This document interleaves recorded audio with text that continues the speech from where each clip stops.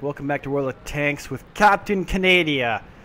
And we've already had one tank on our team say that, yes, we are going to lose this game. Dun dun dun. That's never a good sign. I am in my brand new Su-85i. Only had a few games in this tank. I am trying to train up my crew for my Su-85b, which has since gone on to work in such tanks as the Su-85. And I put my Su-85b crew into my Su-100, which I just bought. So that left a gap, and now I need to train up another crew for my Su-85b.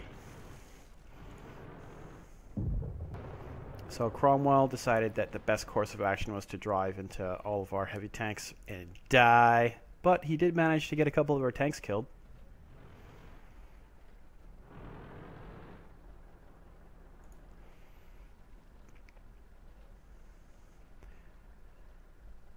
So my crew right now is about 90%. They're not fantastic.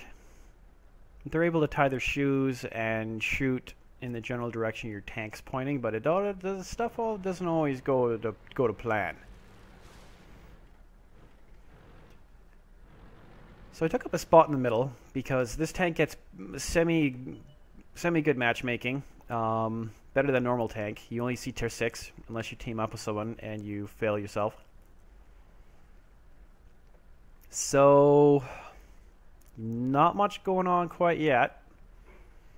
As you can see, the Su-85i has Panzer III chassis. Looks pretty cool, with a bunch of Soviet stuff on top.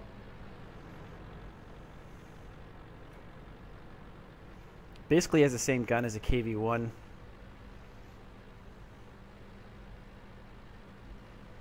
And I can see that there's a few tanks up north to shoot at, so I'm going to drive over here. Not much to shoot at that heavy tank. And their KV-1S goes down, so that's good for us.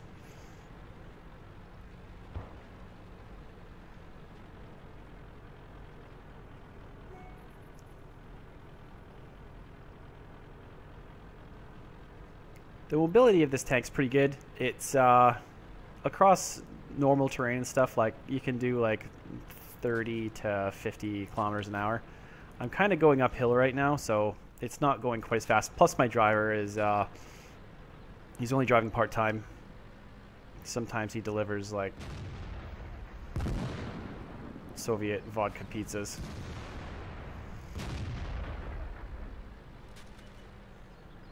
So I want to try and help out our dudes here. And I think I've got a shot at the KV-1S. So I'm going to aim, and unfortunately for me, that didn't go in. That one did, and so is this one. So I've killed the second KV-1S, so that's good. I'm going to use Mr. Mobility to try and shoot up. I don't have a shot at that guy, so I'm going to shoot at the Matilda. Oh. I wanted to shoot at the Matilda. But that didn't happen. So things were actually looking pretty rosy at this point. Except for some of our tanks just dying, like Su-100Y just died. And our KV-1S rams the Panzer IV to death. The problem is the enemy team has a lot of their stealthy tank destroyers left, and they're all down here, just waiting for us to try and push into them. And that's exactly what most of my team does, unfortunately. Our one KV-1S was doing a pretty good job. He racked up 3 kills already. And my role pretty much in this game, with the amount of the heavy tank destroyers that are left, is really just to be fire support, not to get spotted, to try and whittle their HP down as much as I can. So I haven't really contributed too much to the game yet, but I'm hoping I can change that by taking up a position in these bushes up here. And unfortunately that bush is there. Oh, now it's invisible. Okay. So I'm waiting. I got my binos coming up, and I don't spot anything.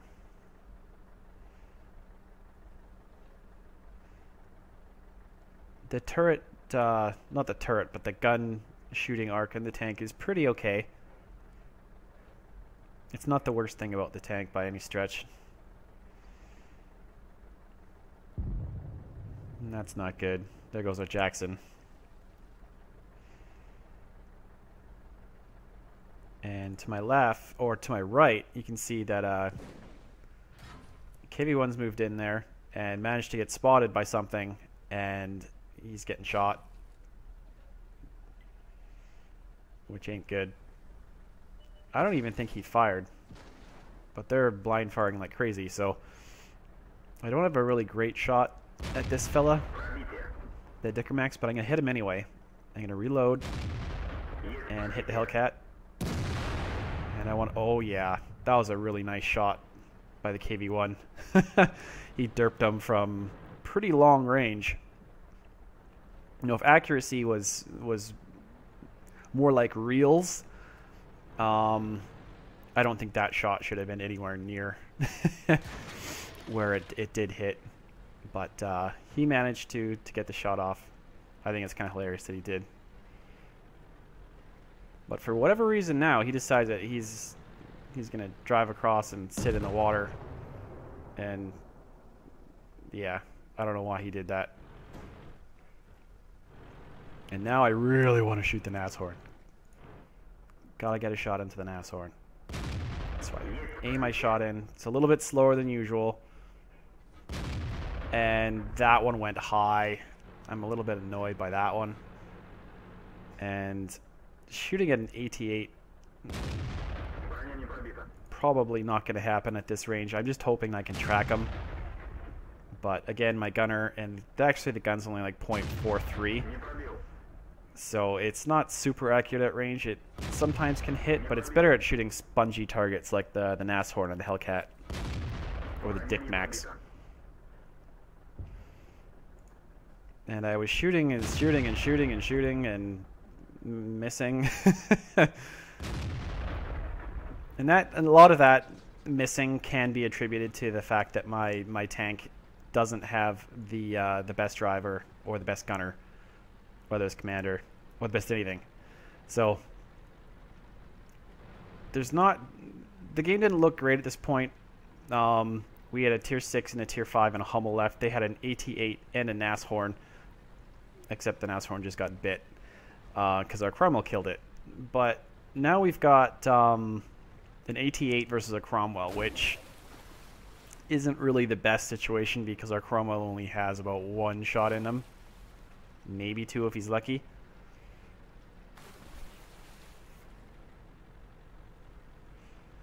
So my main goal now is to try and get across this waterway and then get up in around behind the 88 because he's the only guy left.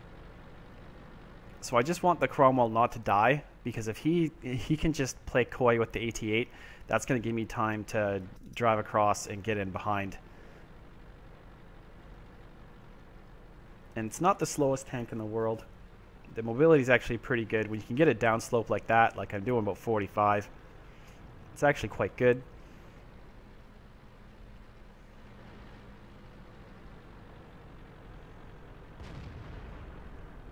And this guy's got an awesome name. His name is Beefy Slurp in the 88. I think that's an awesome name. It reminds me of a guy I was in school with. He'd always slurp like really hardcore when he talked.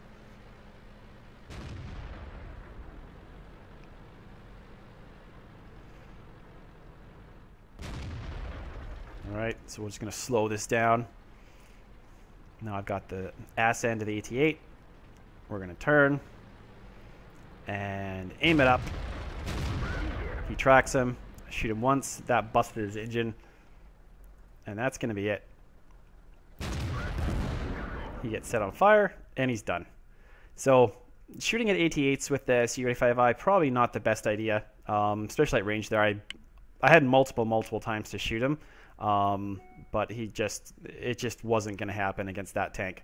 But against soft targets like the Nashorn, the Hellcat, and the Dickermax, I was all able to pen them really easy. So try and just pick out your targets, the ones you can pen properly, and take those guys out, and then leave the more heavily done up targets to the tier 5s that have the pen and have the higher guns.